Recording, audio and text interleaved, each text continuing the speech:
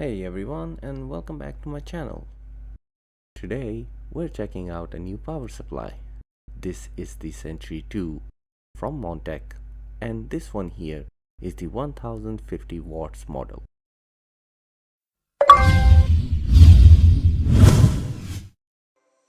I picked this one up from a local Australian PC retailer for around 160 Australian dollars, which works out around 110 US dollars or around 97 pounds. Right away, I was impressed by the packaging. It feels premium, the design is clean, and everything is laid out nicely. Around the box, you'll find all the important specifications, and on the back, it lists the included cables along with ATX 3.1 and PCIe 5 ready certification logos. Although it's manufactured in China, Montech has equipped the Century II with 100% Japanese capacitors, which is always good to see when it comes down to long-term reliability. The Century II lineup comes in 3 different models: an 850 watt, a 1050 watt, and a 1200 watt. It's officially 80 plus gold certified, but Montech also advises cybernetic platinum level efficiency, which we'll talk about in a moment. On top of that, it comes backed by a 10-year warranty, which is fantastic at this price point. Usual with this kind of power supplies, inside the box you'll get everything that you'd expect. It contains the user manual, an AC power cable. Mine is obviously the Australian version, but yours will match your region. A full set of fully modular cables, 5 Velcro straps, and 5 zip ties for cable management, some mounting screws for the power supply, and of course the power supply itself securely packaged. Now, all of the cables come neatly packed inside a Montech branded pouch. These are all flat, flexible, and easy to work with, which makes cable management much easier.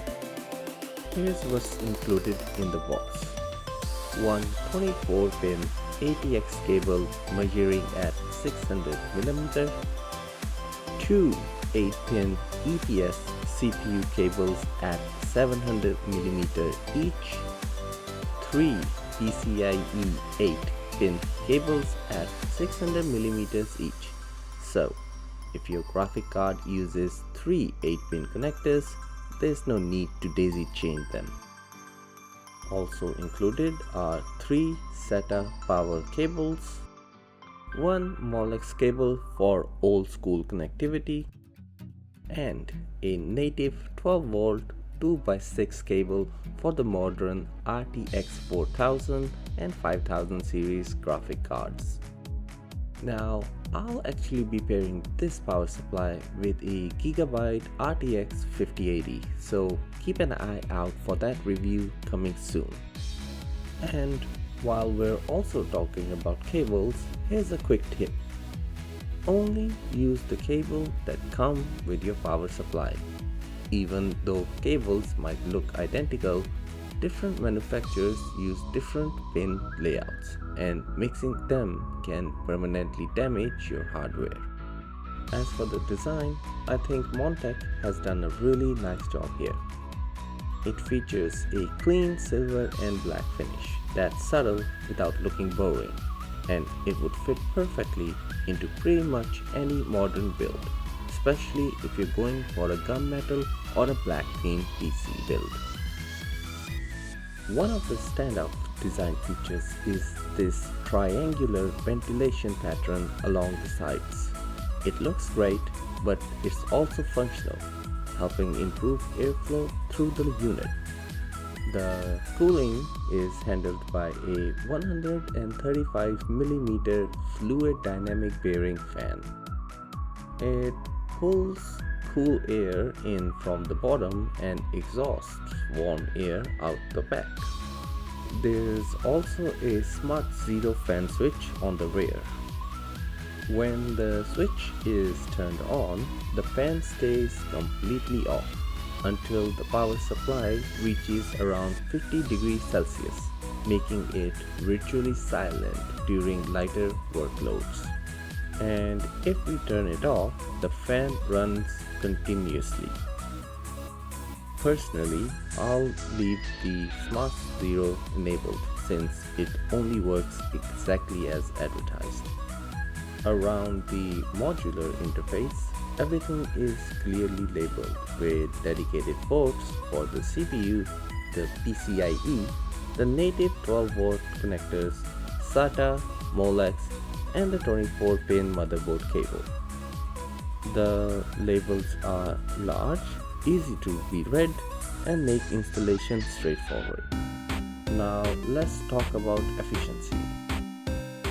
Even though this is officially an 80+ gold power supply, the cybernetic testing rates it at platinum level efficiency.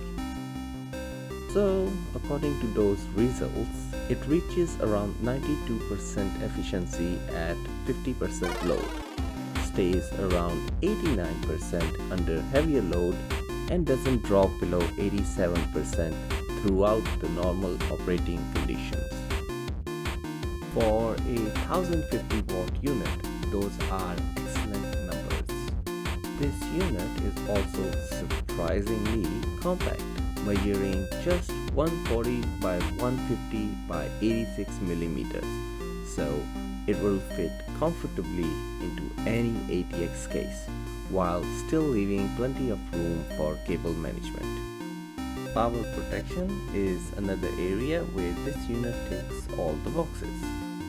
With this power supply, you get 6 kind of different protections, which are over power protection, over voltage protection, under voltage protection, short circuit protection, over current protection, and over temperature protection. Montech has also included additional safeguards against the power spikes that modern high-end graphic cards can generate, which is becoming increasingly important with today's hardware. Now, one final tip before we wrap up. If you're planning to use cable extensions, try avoiding the really cheap no-name options. If you want custom cables, it's always worth spending a little bit more on a reputable brand like Cable Mods that offer proper direct replacement cable designed specifically for your power supply. So after using the Montech Century II 1050-watt power supply for the past couple of weeks, I've come away with genuinely impressed. The build quality feels solid, the design looks great, it's highly efficient, the fan stays whisper quiet during everyday use, and the protection feature gives plenty of confidence when running high-end hardware, even during some overclocking.